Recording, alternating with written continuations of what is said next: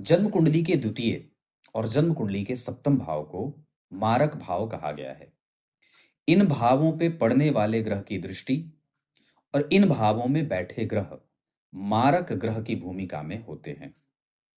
जब भी कभी किसी व्यक्ति की मृत्यु होती है, वो लगभग इन्हीं ग्रहों के अंतर, प्रत्यंतर, सूक्ष्मांतर, प्राणांतर में होती है। लेकिन इसके साथ इसके साथ साथ जन्म कुंडली का तीसरा भाव भी प्रबल मारक होता है। अब बात आती है कि जब जन्म कुंडली के दूसरे भाव में अगर कोई ग्रह बैठा है जो पापक है, शनि बैठे हैं, और जन्म कुंडली के तीसरे भाव में एक अन्य ग्रह मंगल बैठ गए या राहु बैठ गए या केतु बैठ गए, तो प्रबल मारक भूमिका में अब कौन ग्रह आ जाएगा?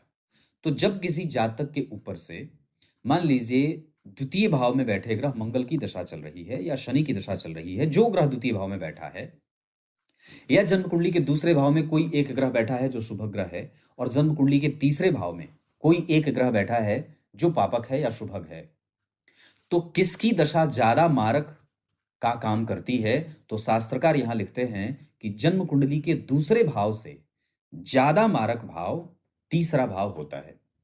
यानी कि तीसरे भाव में बैठे ग्रह भी जातक के जीवन को मारने का काम करते हैं।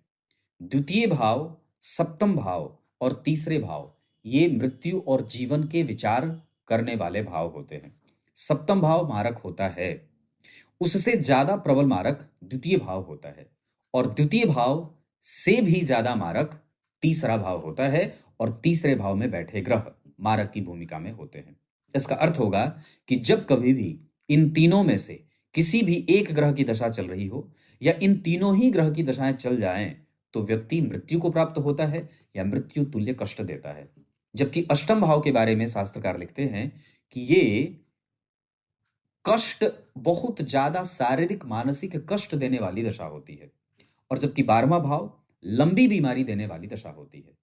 कैंसर हो जाए, टीबी हो जाए, घाव हो जाए, तो बहुत लंबी जो बीमारियां चलती हैं, जो बहुत लंबा कष्ट चलता है, वो 12वें भाव के अधिपति और उनकी दशा में चलती है।